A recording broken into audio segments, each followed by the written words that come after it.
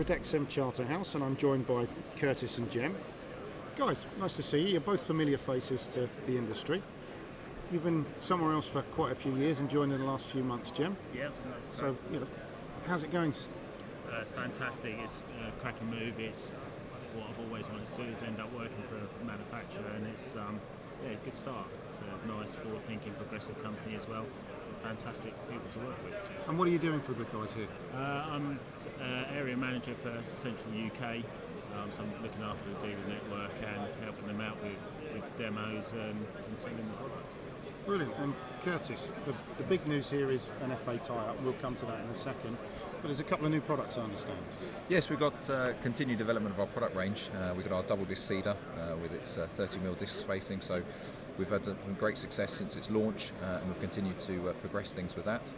We've also got our speed brush, which again we've developed a little bit further since its initial launch, and we've had very, very good feedback from it at the show.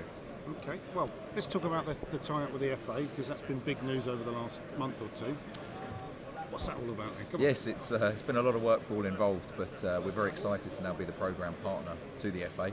So the programme is the FA's Pitch Improvement Programme, yep. And this is really an initiative to support grassroots football pitches throughout England. So the FA will support clubs through the gift of machinery, and our role in this is that we are the sole supplier of machinery to the programme. Okay. So as part of that, we've had to look outside the box a little bit, perhaps, Martin, and perhaps partner with other companies to be able to provide the complete range of equipment required by the programme. So we partner with Kubota for the tractors and currently Allet for the cylinder mowers, and our range fits in the middle, but we're not shy to go and talk to anyone else we have to in the industry to ensure we can provide the entire spectrum of equipment. So programme's launched, it's live, and we expect to roll out of things beginning of 2016, and we really look forward to seeing what we can do to develop the grassroots market as well, and support these clubs. So that tie-up with Kubota and with Allet, are you the focal point for people to contact? Or? Absolutely. I mean, basically it is an FA initiative, but we are merely a supplier to this programme, so we will deliver it on behalf of the FA at their request. Okay. The county FAs will play a big part in the day-to-day handing over of product.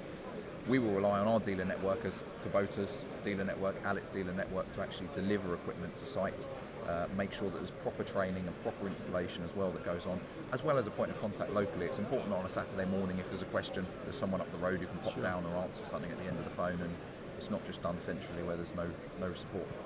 That's, excuse me, sorry. Would you mind not tapping? It'll be a bit tough on the microphone. That's okay, it's all right. Right, where were we? I was going to move on to something like 33,000 pitches that are involved in that, isn't it? Okay. So there's, Jem, Curtis, there's an awful lot of pitches in that initiative. I think somebody told me it's 33,000 or so that could be affected by this. That's a big opportunity. Obviously, that's not going to roll out to everybody, but do you see this being a really huge difference to your business? Potentially, it's a big deal for us. It's a big deal for the industry as well, yeah. And that's something that's critical. As an industry, I believe that we need to return to the FA and deliver what we've been asked of us, and that means that we need to do it in a professional manner, and in a fashion that means as well everything's transparent and everyone knows where they are with it. The amount of pitches out there means that it's going to be impossible for the FA to touch everyone. They've ring-fenced a reasonable sum of money sure. to assist getting this programme rolled out, but again, it's just going to fall short of the true requirement. They're aware of that, and they need to make some fairly tough decisions when it comes to supporting which clubs, and really it's about getting as many people playing the game as possible. From our side of the table, we understand as well, it's not just about cutting grass. I'm not knocking cutting grass, but we know that doesn't necessarily improve a pitch. Yes, it gets a game on if the grass is too long. Sure.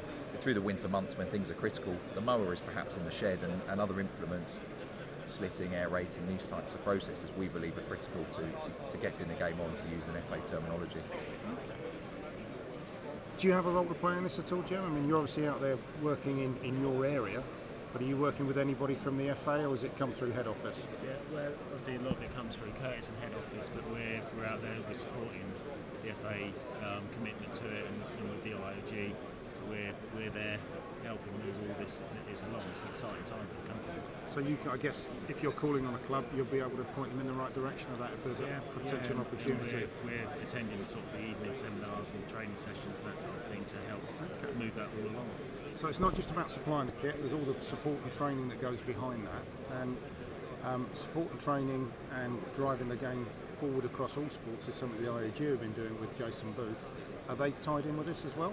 Absolutely. Jason and his team will be out doing pitch reports and pitch inspections. So a club, just to give you an idea of the process, a club will approach their county FA and say, we believe we need some assistance here and potentially some equipment. Can we have a pitch report? So either one of Jason's team will go out, or the local professional groundsman, which each county FA will have partnered with, and they will do a pitch report. This entails looking at the pitch, speaking with the groundsman, seeing what's already on site, but making recommendation, be it with machinery or a change in technique or service or supply. That pitch report then goes back to the county FA, who then review it and decide whether they're likely to be able to fund this club or not. Just going back to the question to Jem there, I mean, yes, Jem's role in this again is so critical, along with Doogie in the north and Nick in the south, because we need our dealers to be wholly involved in this, as I said, and making sure that our dealers are supported in the right way and have an understanding of what we're doing and can support us so we can support the clubs. It's very important to us. Okay, well, really exciting, and it's great news, as you say, for the industry. And I think it's also demonstrating that perhaps the IAG initiative is really starting to pay dividends now with some hard cash on the table from the FA. Yes. That's brilliant. So wish you luck with that one. Also wish you luck with the rest of the show. So guys, thanks for your time. Wish you luck with the rest of the show, and good luck for the next 14 years or so, whatever it might be. Thank you. Curtis, good to see you as always.